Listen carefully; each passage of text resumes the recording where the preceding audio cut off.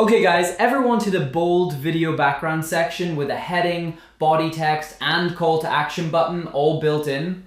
Setting all of this up manually would honestly take forever. Well, this section makes it super simple. Today we're adding this collection section to your store. So let's not waste any more time, let's jump straight into it. Open your favorite browser and search for Shopify App Store. Click on the first link. This takes you straight to the official Shopify App Store. From here, you can install any app based on your needs. Right now, we're searching for Section Kit in the search bar. This is the app that makes building your store so much easier, genuinely. Open it and install it. The process takes just a few seconds, exactly like any other Shopify app. After installing, go to Explore Sections and search for this section. You'll find it here. Click on More Info and purchase it. All the details are listed right below if you want to read through them. I've already purchased this one though, so let's close this and click on My Sections instead. This is where your purchase sections live. Let me scroll down, and there's the section.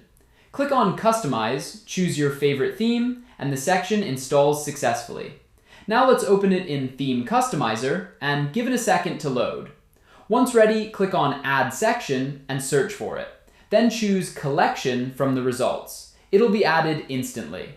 Now let's scroll down and customize it together.